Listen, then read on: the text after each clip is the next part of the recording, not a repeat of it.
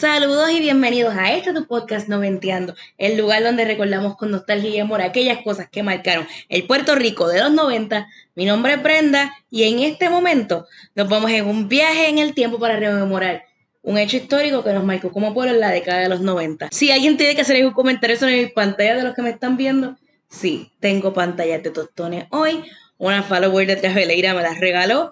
Estoy súper feliz con ella y sentí que esto iba bastante acorde con el tema. Este episodio es la base que va a dar como pie a otros episodios, porque de este tema que vamos a hablar hoy no se puede hablar en 5 minutos o en un solo capítulo de 20. Esto tiene demasiadas ramificaciones y muchas historias que contar. Hubo quinceañero, boda, ni senior prom que no contara con esto en particular. Señores, el tema de hoy es los inicios, los baby steps del boom del merengue de los 90.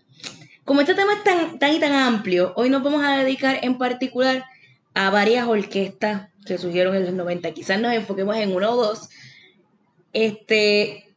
Y como dije, son orquestas. No vamos a ir con grandes carreras solistas, solo grupos, pero son grupos de los cuales surgieron grandes solistas, se van a dar cuenta en el trayecto. Los 90 se caracterizaron por el surgimiento de distintas agrupaciones. Eh, Agrupaciones de merengue, claro está. Entre estas se encuentran, mira, Mayri Celinés, Los Sabrosos del Merengue, Chantel, La Patrulla 15, Rica Arena, Zafra Negra, Grupo Manía, Cariz, Caos, y yo sé que me están quedando un montón en el camino. Yo sé que estos son algunos de los grupos con los que probablemente terminaste bailando su música en tu senior prom o en el quinceañero de la vecina o en alguna boda que te hayan invitado si viviste en la década de los 90. Como dije, hay algo en común entre todas estas, o prácticamente entre todas las que yo mencioné, y es que de todas ha salido un solista que todavía resuena hasta, ¿verdad?, nuestros días, que tiene una gran carrera y hizo un boom particular por sí solo, pero eso es tema de otro episodio. Mira, para no extender demasiado este capítulo, como te había dicho, es muy probable que me concentre y me enfoque en una o dos de estas orquestas porque en algún punto tenemos que setear el timeline. Y yo sé que lo que te voy a dar ahora son pinceladas y datos bastante básicos. Por ejemplo, si vamos atrás en el tiempo, el merengue empezó a ganar espacio en Puerto Rico probablemente en la década de los 80 con el conjunto Quisqueya, con Johnny Ventura, con Wilfrido, con los hermanos Rosario, que fueron, ¿verdad?, personas que son originales dominicanos, que empezaron a traernos su ritmo a este lado. Desde ese punto, yo creo que entonces los bailables de merengue comenzaron a convertirse en algo bastante pop, si ustedes se ponen a pensar. Eh, en lo que se trata de documentar esto, hasta ahora, hemos hablado de los 90, obviamente, y los datos que tenemos los hemos ido recopilando con, ¿verdad? Así como piececitas de rompecabezas de lo que han dicho exponentes en otros medios. Por ejemplo, muchos de estos solistas de los que hablamos que salieron de estas orquestas han dado entrevistas recientes en las cuales han hecho como, ¿verdad?, un poco de foreshadowing de lo que va a pasar en este episodio o de lo que hemos de hablar aquí. Y otras cosas que también encontré en los periódicos y honestamente, ustedes saben que yo estoy haciendo esto de, ¿verdad?, documentarme según lo que encuentro en los periódicos de los 90. Yo he tratado de no salirme del año 1990, pero aquí vamos. Les voy a dar una pincelada de lo que yo vi ese año con lo que trata del merengue y que nos va a dar un poco de pie a lo que va a pasar en los siguientes años. En el 90 hubo un grupo que ya te mencionamos hace un ratito, que ya en ese año estaba haciendo una gira por toda la isla auspiciada por Cerveza Schaefer y que estaba en su mayor boom. Este grupo también fue dominicana y tuvo varios bailables y salió una gran solista de la que obviamente en este podcast tenemos que hablar más adelante y no te estoy hablando de otro que no sea el grupo Chantel. Chantel estaba compuesto, ¿verdad?, por tres integrantes: Dali Fontanes, Sandra Torres y naturalmente la grandiosa que es hoy por hoy la mujer de fuego Olga Tañón. Y yo creo que esto hay que dejarlo claro. En merengue vamos a encontrar un paralelismo que se repite en muchos exponentes de los más grandes del merengue que seguimos reconociendo hasta hoy, que es que las exponentes, o sea, las cantantes de Chantel venían de otros grupos antes de formar este proyecto en particular. Por ejemplo, Olga era corista en un grupo que se llamaba Las Nenas de Ringo y Yossi. Y sí, estamos hablando de Yossi Esteban, el de la Patrulla 15, etcétera, etcétera. Esta misma situación la vamos a ver repetirse, por ejemplo, que era lo que estaba diciendo, en casos como el de Manny Manuel, con los sabrosos del merengue, que antes de Manny ser Manny, vamos, cuando era Cruz Manuel aún, y antes de ser el de los sabrosos y cantar ay Dios mío, Piedra Callada, ¿qué se llamaba la canción? Sí, había formado parte de Mayri Celines y antes de ser corista de Mayri Celines, Manny tocaba en un grupo de merengue de Orocovis, de su pueblito, que se llamaba Tempo Merenguero. Y estos datos volvemos a lo mismo. Gracias, Manny, por hablar de esto en cada entrevista que tú vas. Ok, hablemos un poco, ¿verdad? También de la historia de Elvis Crespo, que antes de ser de Grupo Manía, había formado parte de la orquesta de Willy Berríos como corista, y esto era cuando Elvis tenía 17 años. Por ende, si vemos estas tres personas que yo te diría que si tú me preguntas quiénes son los más grandes referentes del merengue, estos tres nombres a mí no me van a fallar. Todos tienen como eso en común. Habían sido coristas de un grupo, después pasaron a un proyecto más grande que se hizo popular a nivel local y luego, boom, la carrera de solista que explotó para los tres en los años 90. Pero ese es tema de otro podcast. Vamos a volver a Chantel.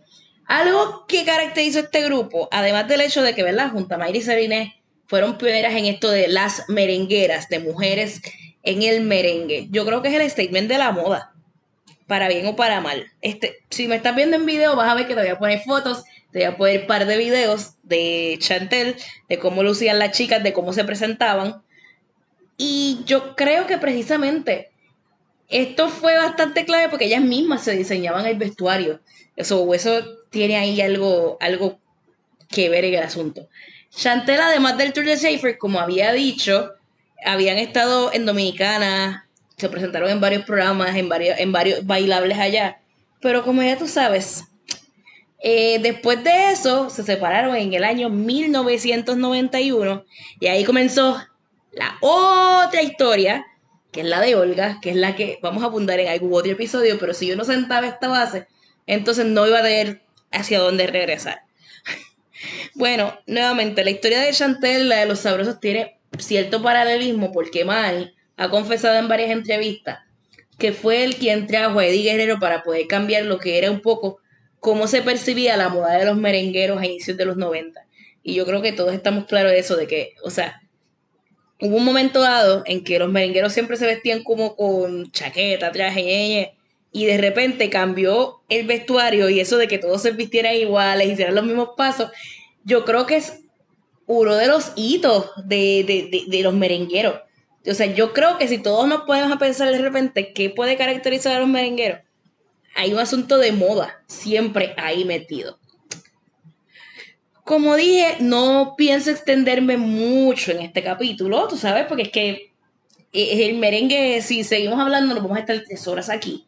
Y yo lo que quiero es como poder sentar las bases para poder hablar con otras personas eventualmente en otros capítulos, traer un poco más de historia, etcétera, etcétera, etcétera. So, vamos a desmenuzar todo lo que yo acabo de decir. A ver qué tal. Mira, yo pienso que lo primero es que o sea, Puerto Rico estaba preparado para el boom del merengue que se dio a partir de este momento.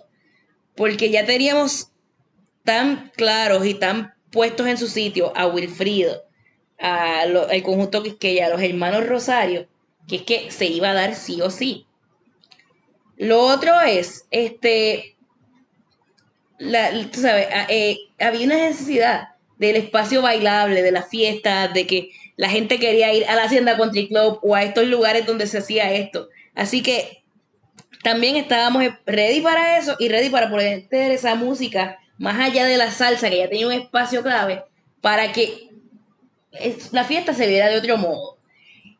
Y yo creo que también pasa que dentro de esa línea, los temas que se tocaban en las canciones de merengue y quizá o sea, las canciones en sí, las letras, venían con un brillo que no traía la salsa. La salsa, si te pones a analizar las letras, sí hay canciones bastante brillantes, como que de fiesta, ñe. Disculpen ese ñe. Pero el merengue suele ser más brillante, no necesariamente, si te vas a las letras de ese momento, no todas eran de desamor, y yo creo que lo que no se cubría también con la parte rítmica, que aunque te estuvieran hablando de perro muerto, te estabas metido en el baile y estabas ahí.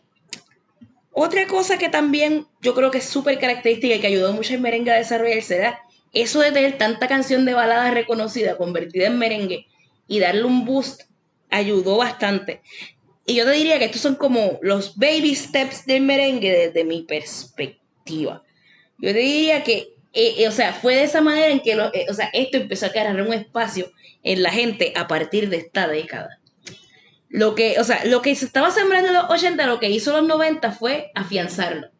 So, yo te diría que este capítulo por lo menos lo podemos dejar hasta aquí porque mira, yo sé que tú probablemente fuiste de los que no te perdiste un bailable, ni en San Juan Cható, ni en la Hacienda Country Club, ni en ningún otro de estos espacios donde se bailaba merengue en la isla, y que yo quiero que tú me comentes en ¿verdad? En este espacio, que me cuentes de esas experiencias.